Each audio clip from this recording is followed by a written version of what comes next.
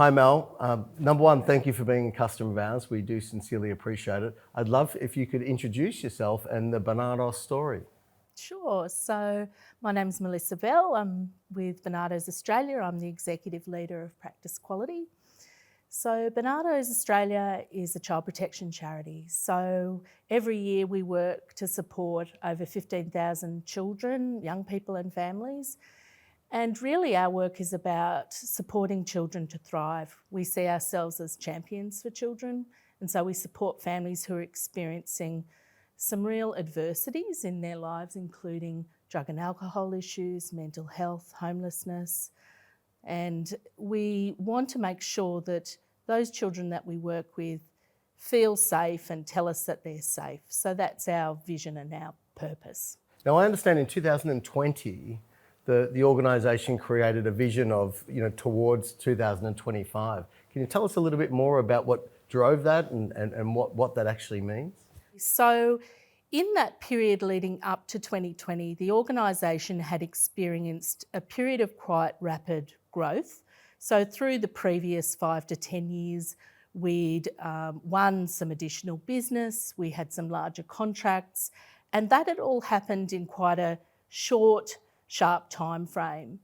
And so really, our Towards 2025 strategy was about making sure that our business was as modern and capable as we needed to be, that we'd consolidated off the back of some of that growth and really made sure that we were contemporary in our approach to child protection and supporting families. Part of our strategy and Towards 2025 journey was about trying to bring those things together in a way that put commonality in our management of data and our business processes as much as possible across all of our programs, and so to ensure that both we had business efficiencies, but also that we really had great capacity to use our data in a really positive way to tell the Barnardos story about how we help children. As a not-for-profit, what are the sort of challenges that are unique to your sort of organisation?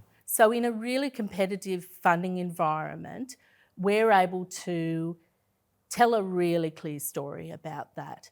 And so the goal of that for us is to do more work that we know helps children more broadly. And that's obviously really critical. It's a very much a competitive environment obviously in the philanthropic and the fundraising space. So being able to be quite innovative in the way that you use data and understand the outcomes you're achieving and then communicate about those is very important. You mentioned rapid growth over the last 5 to 6 years. What sort of challenges did that bring for the organisation? It was a really interesting period because we had gone from being a much smaller organisation, doing obviously similar kinds of work, but we really needed to determine how we were going to grow in line with these new opportunities to service more families and more children and to help those families to keep their children safe. So it was really about introducing more contemporary ways of doing things in our business so we could be as efficient as possible. Part of our growth trajectory was about ensuring that we can touch on more families, support more families to be able to ensure that those positive impacts can really be resonated more broadly throughout the community in the jurisdictions that we have the privilege of working in. So you're already doing great work in the community. We're very proud to be associated with you, but what compelled you to make changes to the way you operated? We were operating, I suppose, in some fairly old school ways. We have many, many programs and services across Barnardos, everything from childcare and playgroups through to foster care and the statutory system of child protection.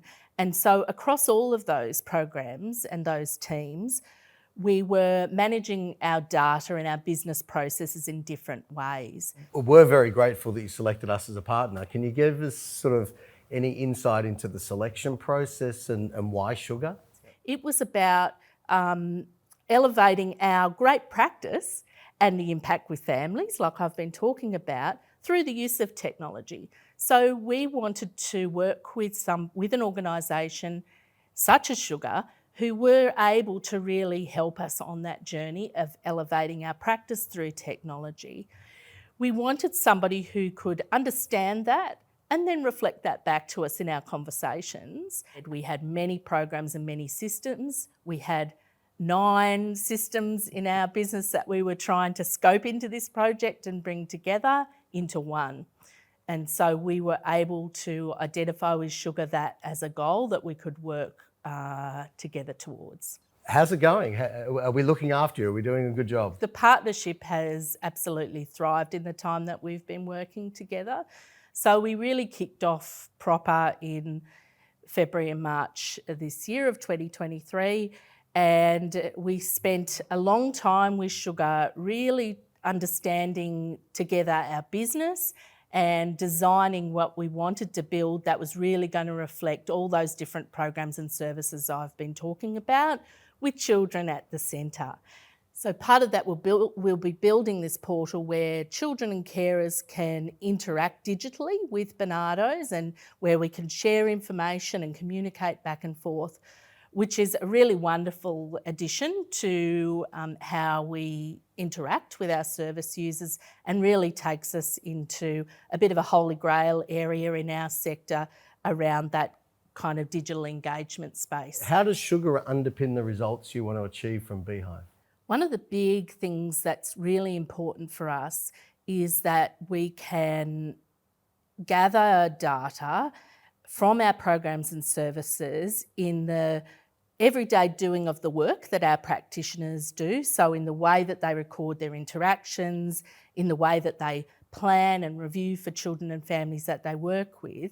And then we have the capacity to aggregate that data up to create that narrative about Barnardos' impact. Partnership is absolutely crucial. It's in the relationship, a project of this complexity. What lessons have you learned? What we realised quite early on was that you need to invest in the relationship, and both organisations need to come together with that mindset, and you need to be persistent, because it's inevitable that there are going to be bits that are tricky and challenging to work through, and there's always going to be frustrations in a project of this nature and this size. I would just encourage everybody to think about making that investment in relationships as something that is a high priority. As I said earlier, exceptionally proud that we're associated with your organisation, just doing wonderful, wonderful things. And we're super grateful that you selected Sugar as a key partner in delivering on Beehive and delivering on that towards 2025 strategy. Thanks, Craig.